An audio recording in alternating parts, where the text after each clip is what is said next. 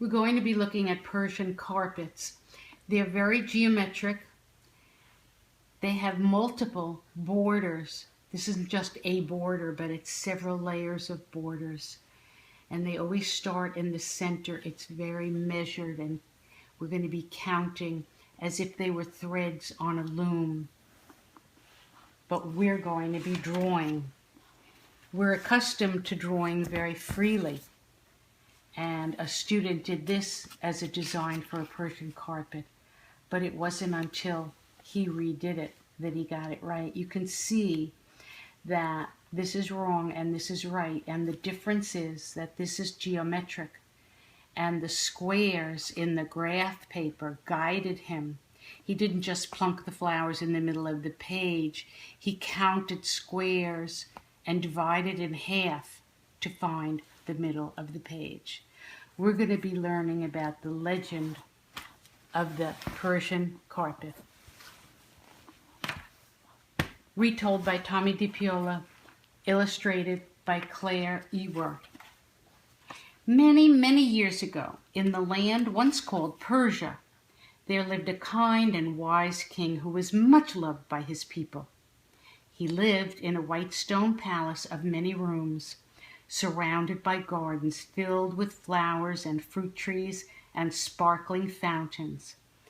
King Balash had everything a man could desire, but his most prized possession was a large diamond. This diamond was set on a special pedestal and was so beautiful and so bright that it filled not only the room that it was in, but all of the surrounding rooms with 1,000,000 rainbows.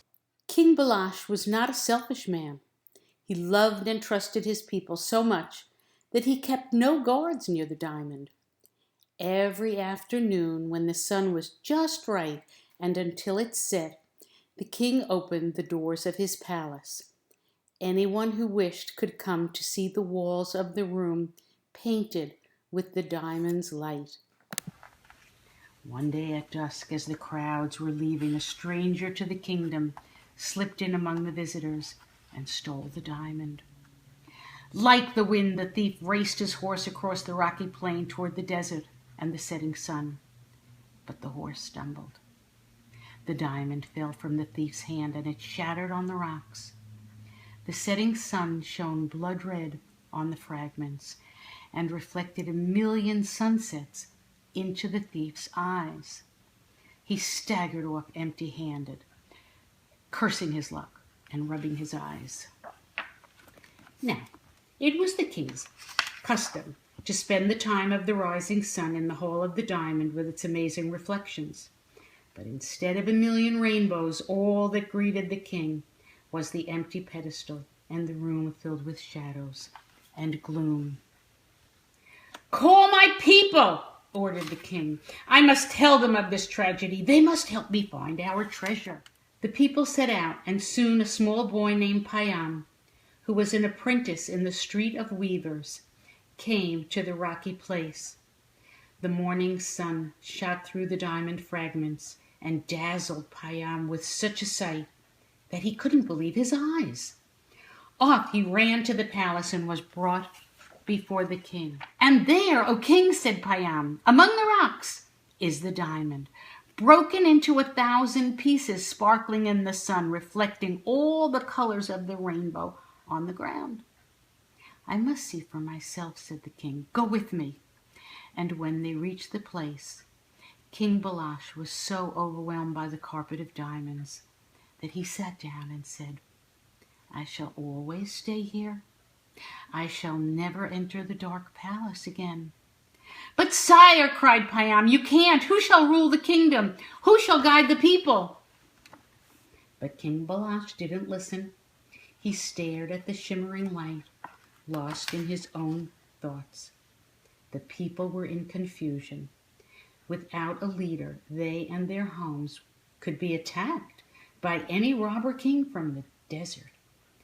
Their very lives were in danger. Payam sat and thought. He called all the other young apprentices together. "We must help our king and our people," Payam told them. We must make a carpet as miraculous as the one our king stares at on the rocky plain. We must all work together." The apprentices agreed, and so did the master weavers and dyers of silk threads. Everyone set to work. Payam went to King Balash. "Please, sire, come back and sit on the throne for a year and a day," Payam said. "If we cannot fill the room with color and light in that time, then we will accept our fate and live without a king.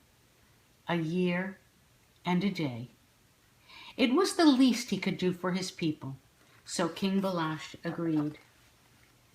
Day and night they all worked, spinning, dyeing, weaving on the large rug loom, and in a year and a day, the carpet was finished. The workers carried the carpet to the palace and into the dark hall where the diamond had rested. With a flourish, they unrolled it before the king. Suddenly, the room was filled once more with the colors of the rainbow. Reds, golds, blues, greens of the silk carpet glowed on the floor, reflecting color off the walls and the ceiling. Once more, the room was filled with light, and King Balash and his people were happy. And happiest of all were Payam and the other apprentices, for they had not only saved their kingdom, but had made the most beautiful carpet in the world. I just want you to see some of the carpets that other students have made over the years.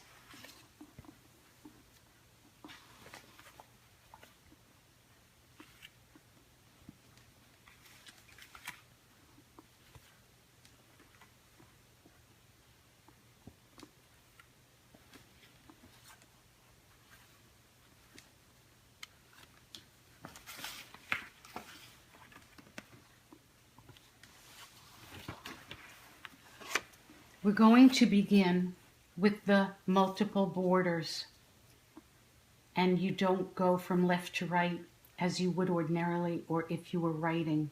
You need to start in the center and work out from the middle. Otherwise, when you make your design, you might get to the end and not be able to finish it. So find the middle by counting your squares and then dividing in half. You will find that if there are an uneven amount of boxes, the center will be a box.